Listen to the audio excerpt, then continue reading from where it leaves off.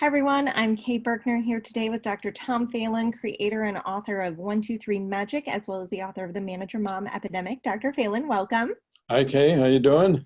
Oh, just fine. It's been a little hectic of a day, but we are here together now, and I'm looking forward to some great parenting advice. Okay.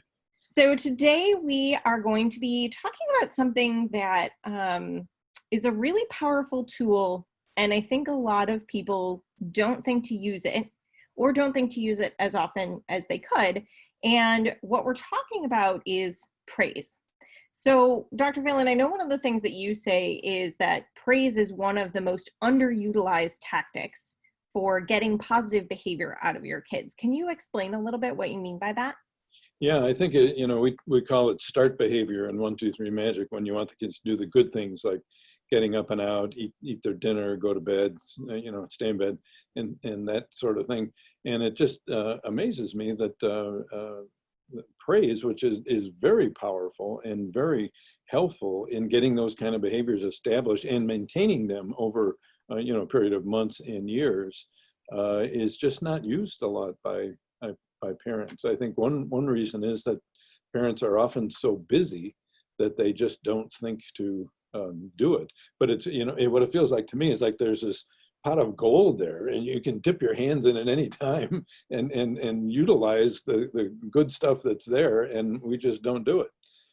Yeah, I think sometimes if I think about the way that I interact with my own kids, sometimes it's actually sort of a fear of upsetting the apple cart, right? Like if my kids are playing quietly and nicely together, my instinct is to sort of be like, okay, shh, walk away quietly so they don't get disturbed and stop doing what they're doing, because I want them to continue doing it. Yeah, well, you could, and I think sometimes you can worry about doing that. You might try it sometime and see if it really interferes. The other thing, you can do nonverbal praise, and you can also go and just pat them on the shoulder or something like that, and you might be less likely to interrupt something. But you can try not saying anything. So praise can be verbal, it can be nonverbal, it can be both. And what types of things should we be praising kids for? Well, what you want to do is basically you can do positive behavior and not doing negative behavior. So if the child, say, doesn't whine when they normally would have, you say, I really appreciate the fact you didn't whine at me about that candy bar, right before dinner. That was really nice. But most of the focus that I put on praise is for getting the kids to, get up and out in the morning. So say if school's in session and they're going to, face-to-face school, they got to pack up their book bag or something like that. Wow, you really did a good job packing up your book bag. You were up so fast this morning and got your breakfast and your book bag, everything. Boy, this is really good.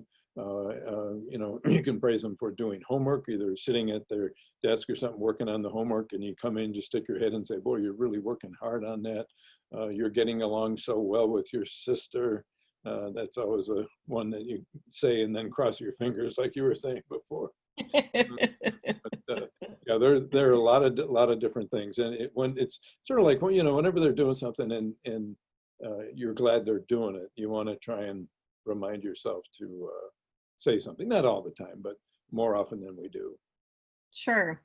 And so when we are going to praise kids, sometimes I think about this and I'm like, way to go, champ. Like, I'm not exactly sure what to say. So, should we be just like very straightforward? Hey, that was great. Thank you. Or that was great. I'm really proud of you. Or should it be, if it's something that we're really trying to encourage, should it be a little more over the top? Like, oh my goodness, that was so fantastic. I saw you do this, that, and the other thing, and it was wonderful. What approach should we be taking? You really have to pay attention to that, because some kids like syrup. And so you can say, oh my goodness, I can't believe it. Generally speaking, that's going to be younger kids who like the syrupy stuff. But there's other kids that are more businesslike, and also generally speaking, that's going to be more teenagers or older children. But it's kind of a one-way street. So you can give businesslike praise to anybody, and you're pretty safe.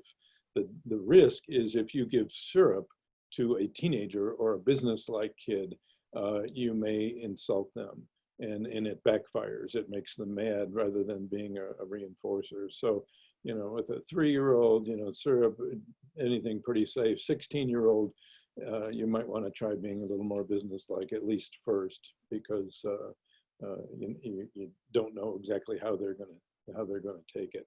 But we call it tailoring. Tailoring it to the children is real important. Got it. And so say I, started praising my child when they were young, and so they liked that really syrupy stuff.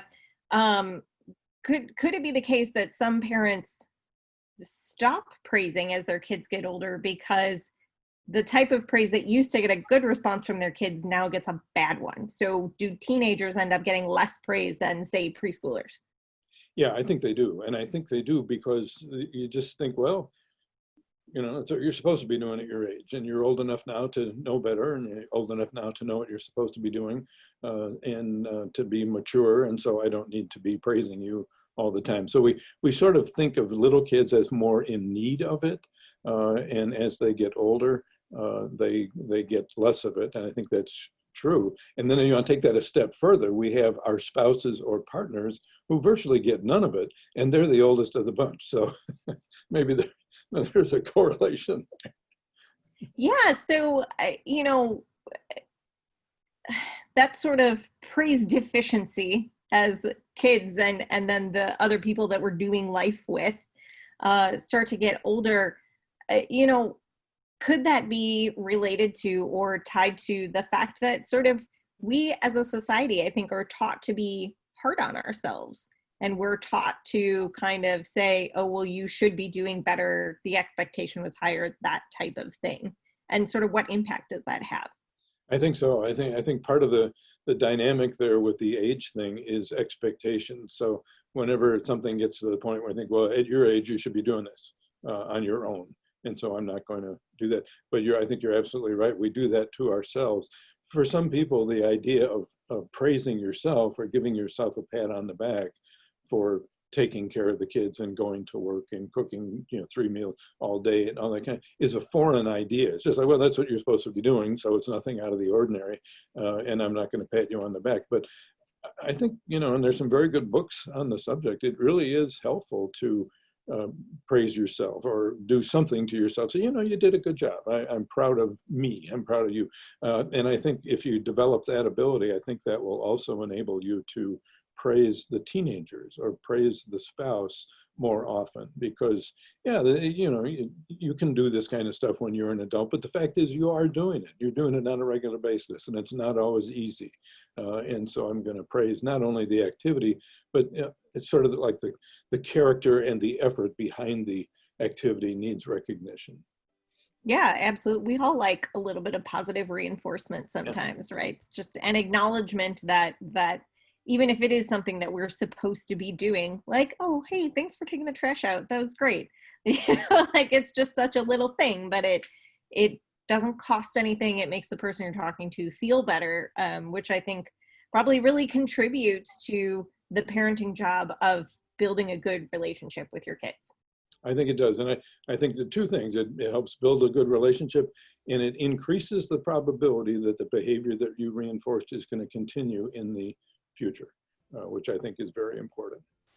Absolutely. Key. So when it comes to praising our kids, I feel like if you're in public or you're with a group of people and you're making an effort to sort of praise your children for doing something, does that kind of start to cross the line into bragging on your kids in front of other people? And what's your opinion on that?